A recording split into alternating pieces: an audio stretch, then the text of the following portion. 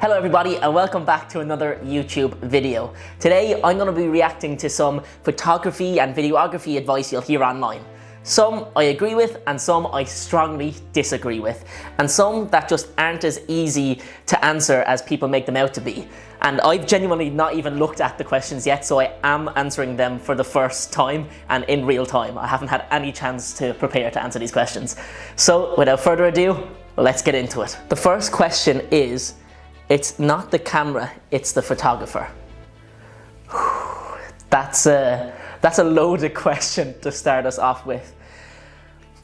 I think that is right to a certain extent. I think maybe some of these questions I'm going to be 50-50 on today, but I'm going to try to be as blunt and honest as I possibly can. It's not the photographer, it's the camera. Or it's, wait, what? It's not the camera, it's the photographer. Yeah.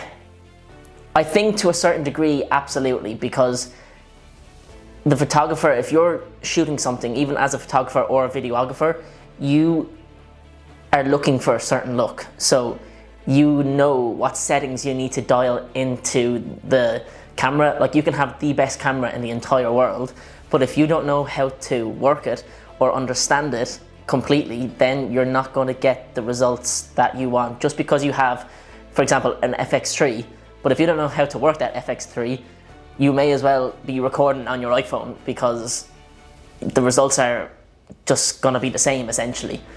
So yeah, I do agree with that. It's not the camera, it's the photographer. Like, don't get me wrong, I've upgraded my equipment and now everything has gotten significantly better in terms of quality, but also that's because I now fully understand the settings on a camera, and if I'm trying to achieve a certain look, how to dial in those certain settings, especially with lighting, but on the camera itself. So I'm going to say I agree with this one. It's not the camera, it's the photographer or videographer.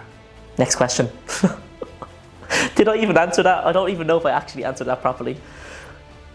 We're off to a good start. Right, you must shoot in manual mode. Okay, there is two answers I have to this question.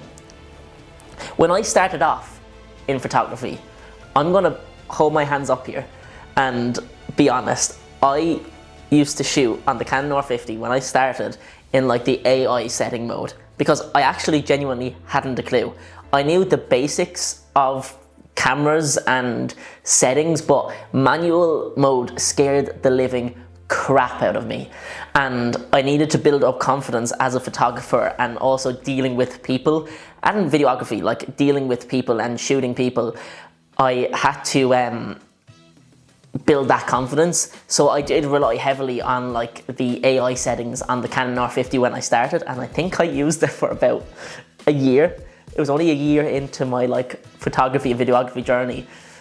I then switched to manual mode because I felt confident and I understood lighting, I understood how to talk to people, because then I was like, right, now that I understand all those other elements, I can now really lock in on the settings. Maybe I was wrong for that, I don't know, but anywhere like I searched on YouTube or online always said like, you know what, if you don't feel confident, just use the AI setting modes, because then you'll see, I used to be able to see, right, that's the ISO on that, and that's the shutter speed on that, and that's that aperture, and why is that like that? And then it just got me thinking about it and seeing them without having the pressure of actually using them. So then when it came to actually shooting in manual mode, I was more relaxed because I felt comfortable holding the camera as well. I think if you were to start off straight away in manual mode, yes, you'll have longer using it, but you feel uncomfortable holding a camera for the first time, and everything is just so overwhelming, and it's like, okay, I'm holding a camera here and now I have to try to control what this person is doing in the seat and the lighting and everything else. That's stressing over the settings as well. It's just going to be added pressure. So I felt it really helped me like get used to holding the camera, feeling comfortable with a camera in my hand and working with clients. And then when that was all like solid and cemented into my body, using manual mode then was the perfect time. And now I never not shoot in manual mode, obviously, because I've learned and put the time in and I've done the hard work, and I'm still learning. That's what this channel is about. But I feel now that I've put in that work, I now fully understand manual mode and why I would use a certain aperture or ISO or shutter speed. It's all intentional now, as opposed to winging it and using the AI settings on the camera.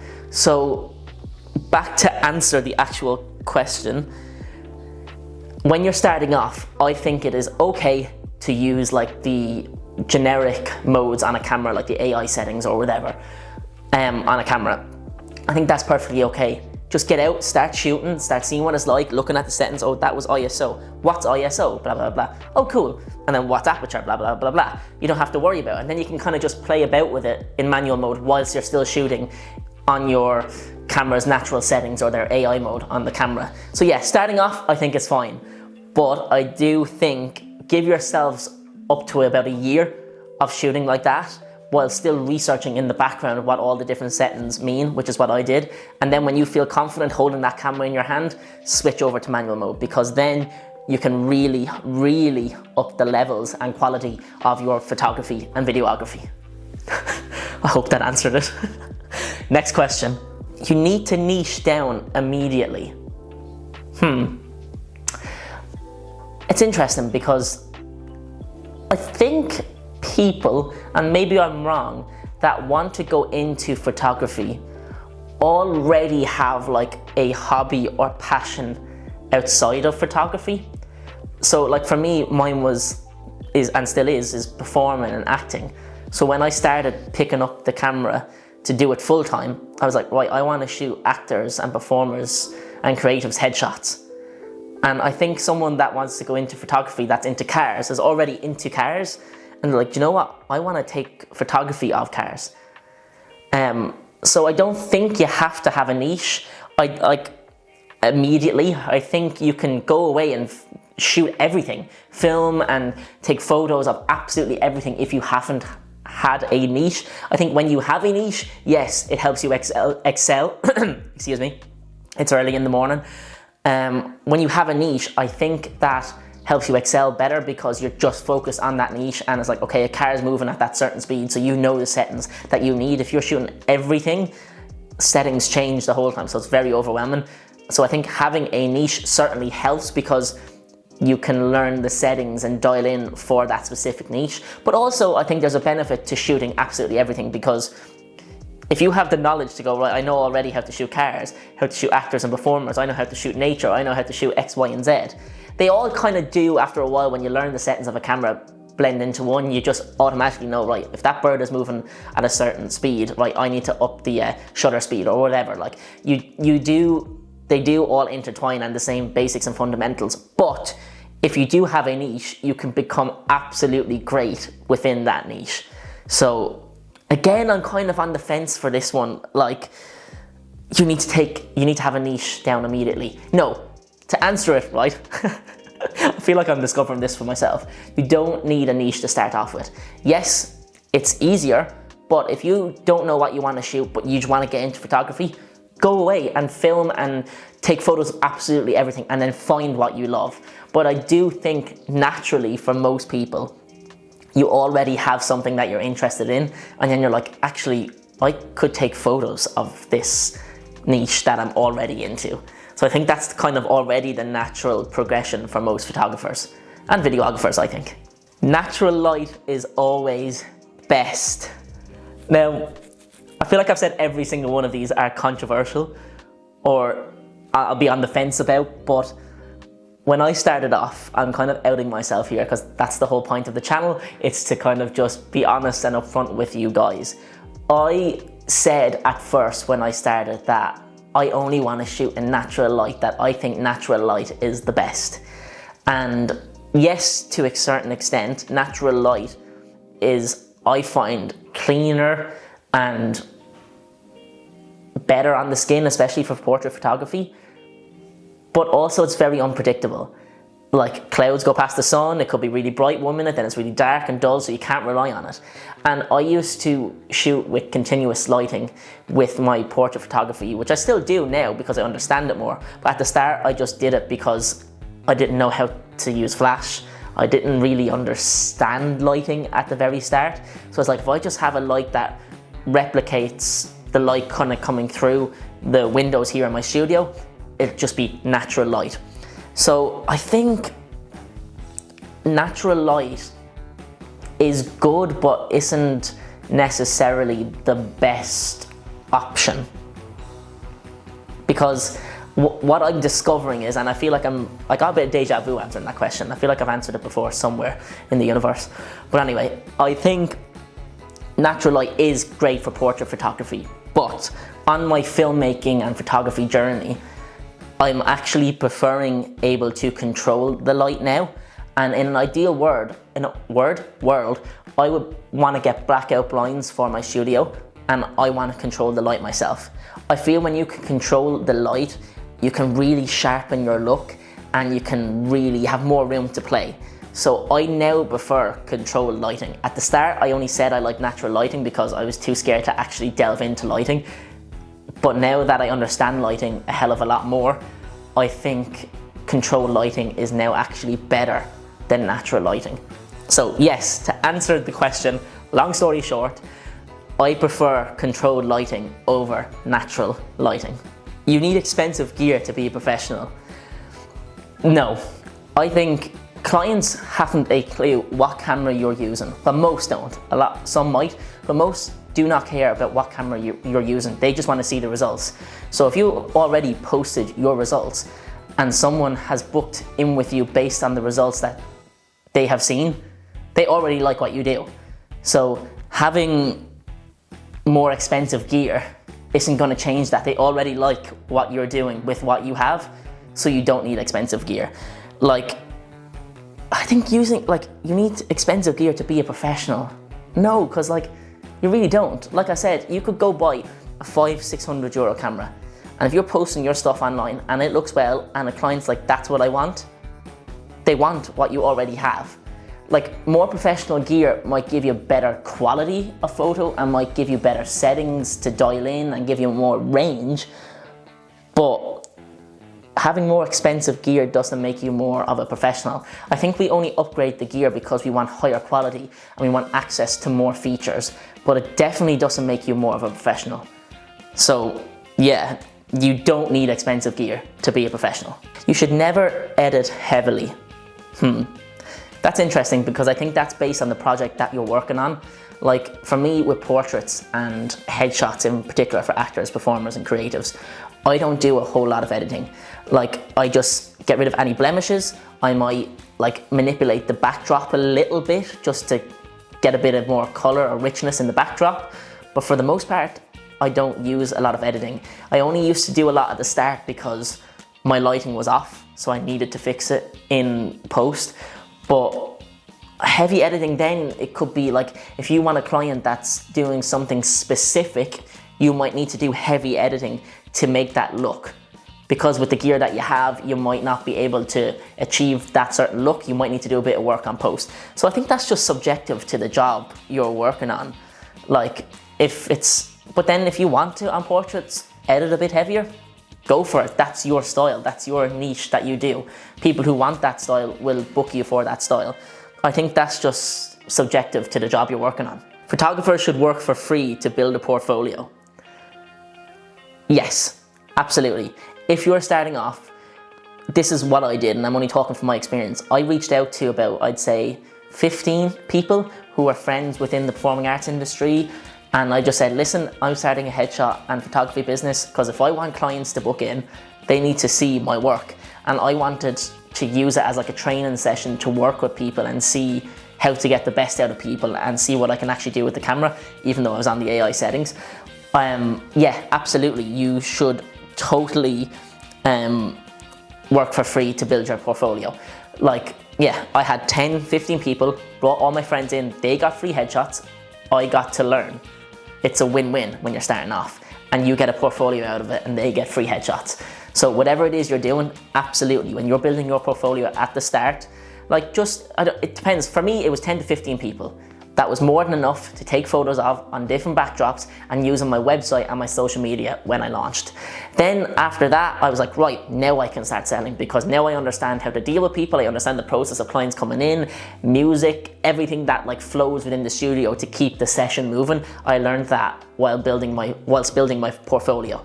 So absolutely, when you're starting off, definitely do the work for free. It helps you and it helps them. There's actually a benefit for the two parties involved. And then after that, then you can start charging whatever it is you need to charge. Oh, here's a good one. Shoot what sells, not what you love. No. Yes and no. Like, I love actors, performers, headshots and portrait photography, but that doesn't always pay the bills. That's very few and far between here in Ireland. The work isn't consistent enough. So I have moved on to jobs that I'm literally like, yeah, I don't love it, but it sells, and that will hopefully give me a base income. So to a certain degree, yes, but make sure you're still shooting the things that you love as well. Do both, because what you love could be great and fantastic, but it's very, very niche, and you might not get a regular income. You might get good income from it, but it might not be regular. So it's always good to have what sells as well, to have your base income coming in, and just shooting generic stuff that sells. Yeah, you don't like it. Yeah, it doesn't feed the soul as a creative, but it's money. And then also at the same time, still shoot the things you love and care about, because you have that money behind you. And then when you get those jobs, you really get to shine and be creative. So I think absolutely do what sells, but also at the same time, do what you love. You have to post every day on social media. Interesting. I think no. What I've learned is I was giving myself a schedule of Tuesdays and Thursdays to upload, but I won't upload unless I have something of good quality and that showcases my work. I'm not going to just put something up for the sake of it and then it looks bad. Like, for me, my Facebook or my Instagram and my TikTok and all that, that is my business card essentially. As a photographer and videographer, that is your business card. So for me, I would rather post once a week, if not twice a week. That's ideally twice a week for me, or 3 times a week, but it has to be at a high standard and show me off as a photographer and videographer. If I can't do that, then I'm just not going to post, because I don't want to post crap on my feed. And then if a client scrolls on social media, like we all do, if you're looking at someone to book someone, you look them up on social media and you look through their profiles and you're like, Jesus, that doesn't look great. It does impact your decision. So for me, if you're going to upload, I would rather upload, or if you're going to upload, if I'm going to upload, if anybody's going to upload, it's quality over quantity. That's just how I feel. You should always say yes to every job. No. The power of saying no is a beautiful thing. And I think as creatives and performers and photographers and videographers, because when you're starting off and it's all freelance work, you feel like you actually are obliged to say yes to everything and to be grateful to have gotten a job. And that's not the case. Like, someone could offer you a job, but if that money is not worth it and you're getting underpaid for the job they're asking you to do, don't do it. Like, know your worth and know your value. Don't devalue yourself because somebody else is giving you a job. Absolutely not. No, I totally think you should always say no to a job if it makes you feel uncomfortable or you feel undervalued. Just say no. It's not worth it. The right people will come to you and you will get the correct pay for that job, but you do not have to say yes to every job. There is power and strength in saying no, for sure. A good photographer can shoot anything. Interesting question. A good photographer can shoot anything. I think yeah would be the answer to that, I think. Yeah, a good photographer could shoot anything, but what defines a good photographer? Do you know what I mean? If you're getting paid for it, you're a photographer. Good photographer is just a person's preference because they think you're good and they like that style of work that you do. That doesn't mean you're bad if they don't. So to rephrase that question, I think a photographer that is experienced and knows how to work a camera and knows all the settings within a camera could and can shoot everything if they really wanted to. I think it's just personal preference. Like, I've been asked to do weddings a good few times and I've said no. The money is great in weddings, don't get me wrong, and that's one of those things that sells that I could do and you could make a good living out of shooting weddings, but I just don't want to do it. it's just not for me. I think it's such an important day for somebody.